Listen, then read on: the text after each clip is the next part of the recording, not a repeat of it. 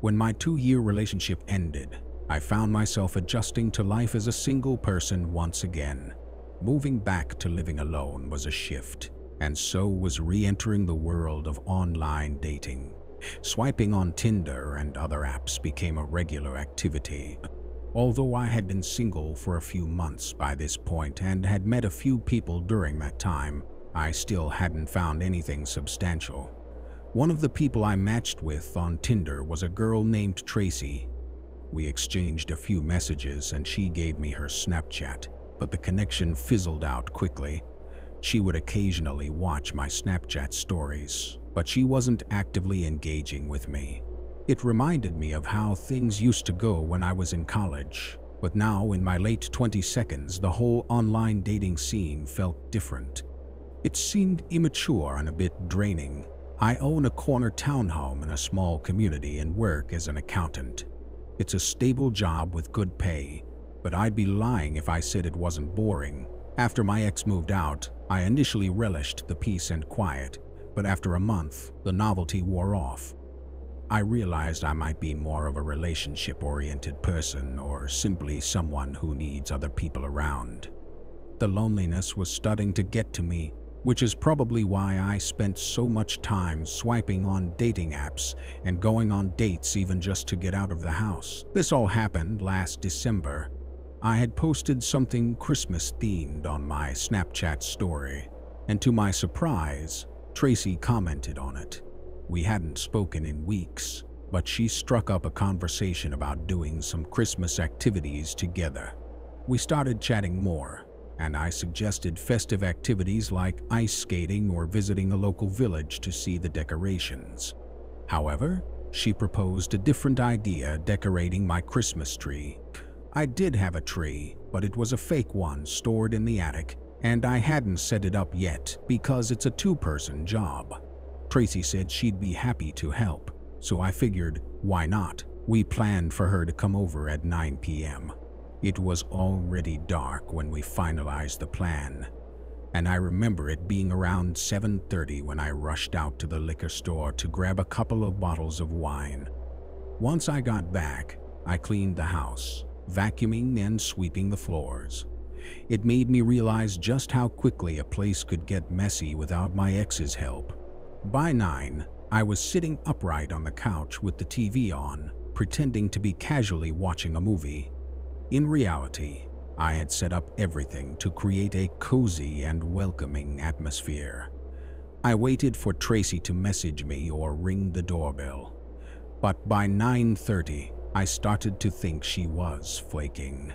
Just as I was about to give up, she messaged me to say she was outside. I opened the door and was surprised by her appearance. Tracy was tall, at least 6 feet, which made her a few inches taller than me at 5'10".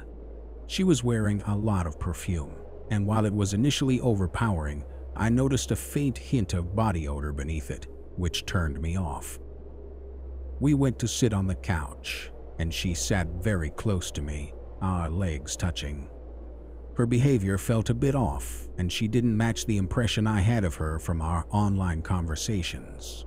Still, I offered her a glass of wine, and we clinked glasses.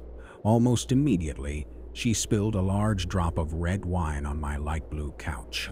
I tried to stay calm as I ran to the kitchen for a damp paper towel and sponge, quickly blotting the stain. Tracy kept apologizing, and while I assured her it was okay, the tension between us grew. To break the awkwardness, I suggested getting the Christmas tree from the attic. I climbed up, sliding the large box of tree parts toward her piece by piece. When it came to the heaviest part, I was impressed by how easily she handled it. Once everything was down, we assembled the tree together with Christmas music playing in the background. The wine started to take the edge off, and I began to feel more relaxed. Next, we needed the ornaments. I told her they were in the crawl space, so I went to retrieve them while she stayed in the living room. These were sentimental decorations from my childhood, stored in bins. As I was bringing up the first bin, I started feeling unusually woozy. While I'm not a heavy drinker and have a low tolerance for alcohol, it felt like I hadn't had enough wine to feel this way. When I returned to the living room, Tracy was nowhere to be seen. I assumed she had gone to the bathroom and called out her name. When there was no response, I checked the bathroom and other rooms, but she was gone. Confused, I checked Snapchat to message her, but she hadn't opened my snap. Feeling baffled and slightly hurt, I sat down on the couch. My memories started to fade, and everything went black. The next thing I remember is waking up in complete darkness. The lights and TV were off, and I felt incredibly weak, as though my limbs were paralyzed. Reaching for my phone, I used its light to illuminate the room, and that's when I saw a tall silhouette standing right in front of me. I didn't scream. Instead, I put my phone down, plunging the room back into darkness, and muttered, "Tracy." Whoever it was didn't answer. When I turned my phone's flashlight back on, I saw that it was indeed Tracy, standing motionless and staring at me. I was too weak to move, likely due to whatever she had laced the wine with. My limbs felt heavy, and I could barely speak, only managing to say her name a few more times. Suddenly, Tracy turned and sprinted down the stairs. The sound of her heavy stomps echoed through the house, followed by the slam of a door. As I regained clarity, I noticed her Snapchat account was gone. She had blocked me. I checked the house for anything stolen and discovered that all my pills were missing: vitamins, supplements, Adderall, and a bottle of oxycodone from a past surgery. Even a bottle of vodka from my mini fridge was gone. Nothing else seemed to have been taken. I called the police to report the robbery and gave them the limited information I had about Tracy, including her Snapchat username and the name she gave me, Tracy Gibson. The officers questioned my neighbor, but he hadn't seen or heard anything unusual. After ensuring all my keys were accounted for, I realized Tracy had vanished without a trace. Reflecting on the incident, I pieced together that Tracy was likely older than she claimed and possibly homeless with a drug addiction. The overpowering perfume, masked body odor, and her erratic behavior made sense in hindsight. It was chilling to remember the image of her tall silhouette standing over me while I was helpless on the couch. That Christmas, I never finished decorating the tree.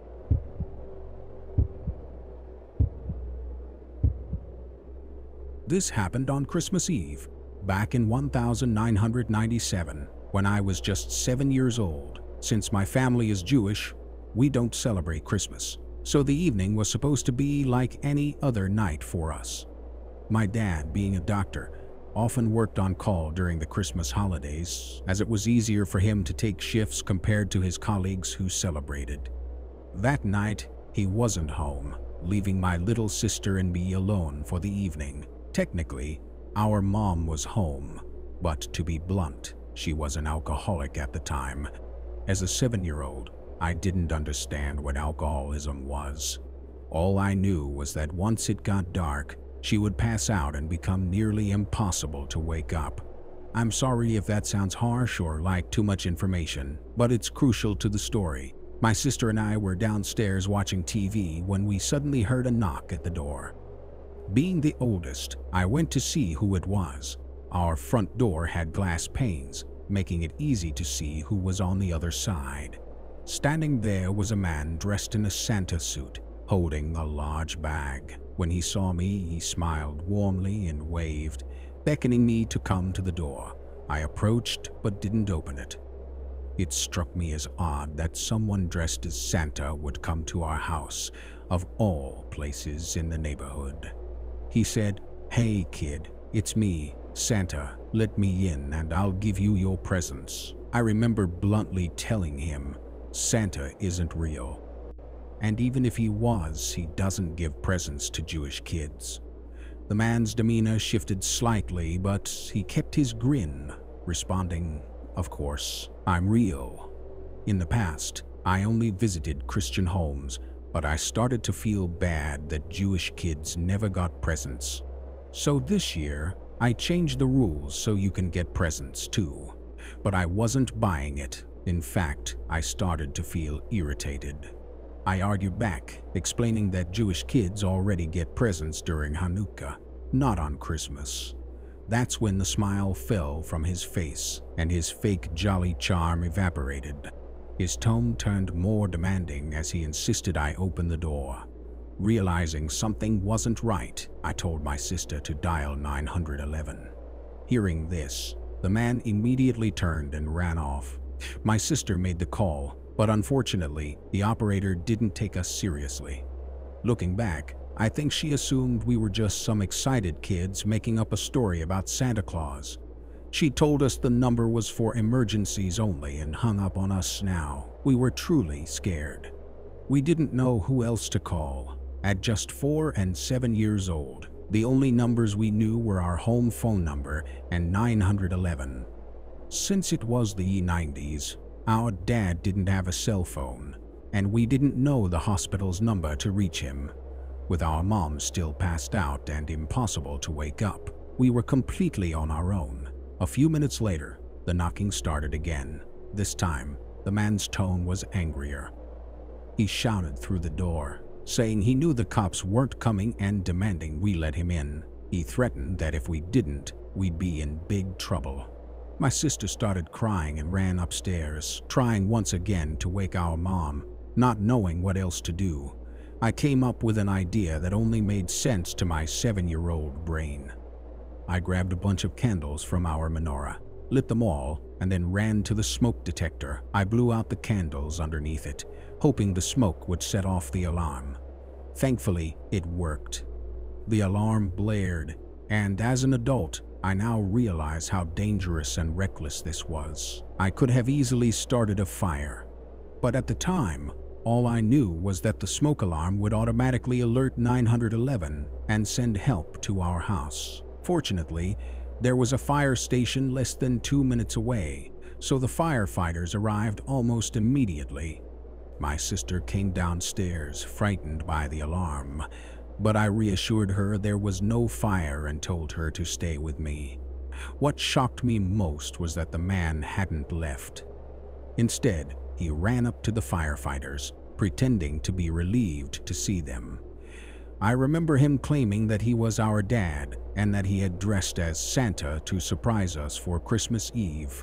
He told the firefighters that his suit didn't have any pockets for keys, so he couldn't unlock the door to save us from the fire. He begged them to break the door down.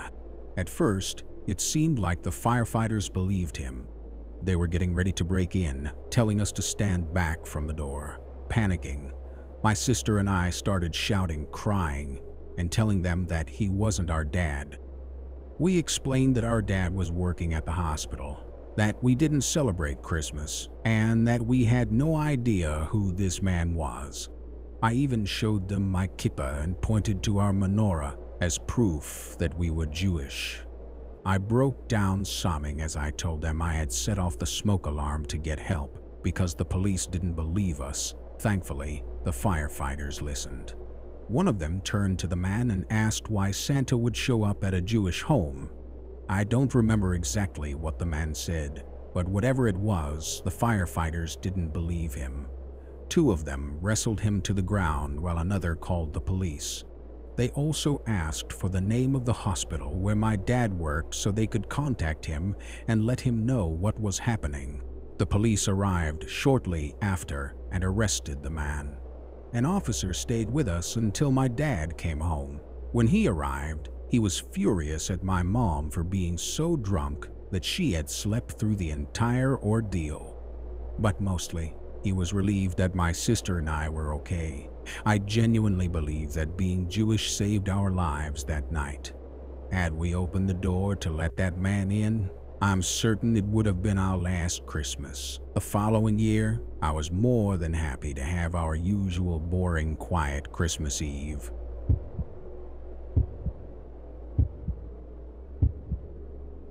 It was December 2022, and my girlfriend Charlotte and I were on our way to the Pocono Mountains.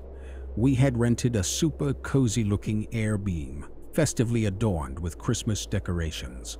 The property had a picturesque view, was spacious, and was conveniently close to a quaint little village, adding to the holiday ambience. A snowstorm was forecasted for that night. Wanting to beat the weather, we hit the road earlier than planned, giving ourselves time to shop for groceries and settle into the rental. The journey from the city to the Poconos took about 4 hours, and we made good time.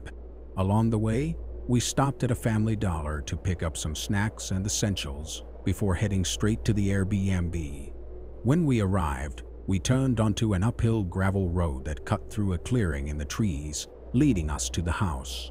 The property was nestled among the woods, featuring a large deck complete with a hot tub, which we couldn't wait to use. The thought of sitting in it during a snowfall was incredibly appealing.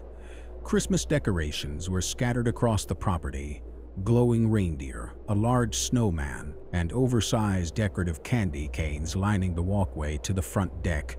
The scene felt magical. We made several trips back and forth from the car to bring in all our belongings. First impressions were fantastic. The interior of the house was as charming and inviting as the pictures had promised. A Christmas tree stood proudly in one corner. Stockings were hung on the walls, and smaller decorations added a festive touch throughout the house. The air carried the welcoming scent of wood, evoking the cozy feel of a country log cabin. The house featured 3 bedrooms, although we only needed 1. We placed our luggage in the second bedroom for the time being. As is my habit whenever I'm in a new place, I inspected the house's features: the fridge, the television, checking for cable or Netflix, and the view from the windows. Upstairs was a loft area with a pool table and a couple of couches. The basement, however, felt entirely different. I went down to check it out, and the space was large but dark and cold. It was utilitarian, more suitable for laundry or as a workspace than for relaxation. While I was exploring the basement, a knock at the front door startled me. I hurried upstairs to answer it and was greeted by a man who appeared to be in his late 40s. He wore gray sweatpants and a ripped yellowish-brown jacket. Smiling, he asked, "How are you folks doing?" I replied that we were doing well and asked if he was the Airbnb host. He claimed he and his brother ran the property. When I asked his name, he introduced himself as Tom and mentioned that he lived just up the road. He assured me that if we needed anything, we could reach out to him. I thanked him, and he walked away. It struck me as odd that he knew I was there with my girlfriend, especially since Charlotte hadn't come to the door. I reasoned that perhaps his brother, Mike, whom I had communicated with during the booking process, had told him about us. After all, I'd mentioned it would just be my girlfriend and me on this festive getaway. By the time night fell, it was pitch black outside, and snow had begun to descend heavily. We cranked up the heat inside the house and started preparing a simple but hearty dinner of chicken thighs, broccoli, potatoes, and cornbread. It was a mix-and-match meal, but it hit the spot. We ate on the couch, illuminated by the soft glow of the Christmas tree lights. The Polar Express was the only good Christmas movie available on streaming platforms, so we watched that while we ate. If you couldn't tell already, Charlotte and I absolutely love Christmas. Later that night, feeling full and content, we decided to hop into the hot tub. Before doing so, I turned on all the Christmas lights and decorations in the yard, creating a magical scene as we relaxed in the steaming water while snow gently fell around us. It was a perfect moment, or so we thought. The serenity was broken when the bubbles in the hot tub suddenly stopped and the machine went silent. What came next chilled us more than the cold air. The sound of footsteps crunching in the snow, moving somewhere on the property. Charlotte and I exchanged alarmed glances. I whispered, asking if I should call out to whoever it was, but she quickly said no. The footsteps grew fainter and eventually disappeared. I tried to reassure her, saying it was probably just a deer, but deep down, I knew the sound of human footsteps when I heard them. After our unnerving time in the hot tub, we decided to take a shower before bed. However, the hot water lasted barely 2 minutes before turning ice cold, forcing us to leap out with shrieks. I messaged Mike about the issue, and he responded within half an hour, saying it was unusual and that he'd have someone look at the hot water heater the next day. We went to bed after our makeshift shower, but our night was far from over. Sometime in the middle of the night, loud, aggressive bangs on the front door jolted us awake. Charlotte clung to me, shaking with fear. She begged me not to get up, and honestly, I was relieved. I had no desire to confront whoever was at the door at such an hour. The banging came in 3 distinct angry sets before stopping altogether.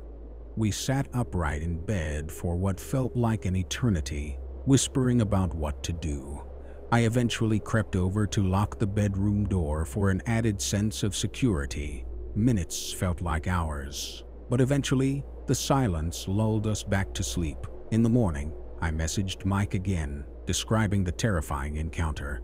He seemed as baffled as we were, calling it strange and advising us to alert the authorities if it happened again. His response wasn't exactly comforting, but I understood there wasn't much else he could do. As I stepped outside to clean the snow off my Jeep, I noticed something unsettling: footprints in the snow circling the house. Given how heavily it had snowed overnight, any footprints from the previous night should have been filled in. These were fresh. I heard approaching footsteps and saw Tom walking toward me from around my car. I mentioned the hot water issue and told him Mike was sending someone to fix it. Tom claimed he was the one coming to look at it and then asked about the knocks on the door. I showed him the footprints, and he casually remarked that there were a lot of strange folk out here who like to snoop around at night. He assured me it was nothing to worry about and said the people in the area were harmless. Tom went inside to check the water heater, heading down to the basement. Feeling uneasy, I messaged Mike, letting him know Tom was already there. Mike's response sent a chill down my spine. "Is Tom the name of the plumber?" I replied. "No, your brother." His response: "What do you mean?" "I don't have a brother." It all started clicking. I hurried to Charlotte, telling her to pack up immediately and quietly. We grabbed our things, throwing everything into the car in one trip, not caring if we left anything behind. As I started the Jeep, I glanced in the rearview mirror and saw Tom approaching quickly from the house. I didn't wait to see what he wanted. I slammed the car into drive and sped off. Once we were safely on the road, we called Mike and urged him to contact the police. He didn't stay on the line long, but about 20 minutes later, he called back, saying the police had checked the house and found no one there. He apologized profusely, adding that he had no idea who Tom could be. The whole situation was deeply disturbing. We spent the rest of the day driving around, trying to calm our nerves before heading home. Later that night, Mike messaged again, reiterating his apologies and confirming that he didn't know anyone fitting Tom's description. What haunts me most is the realization that Tom had likely been watching us the entire time from the moment we arrived to when we were in the hot tub. He was probably the one banging on the door in the dead of night. Whatever his intentions were, I'm grateful we left when we did.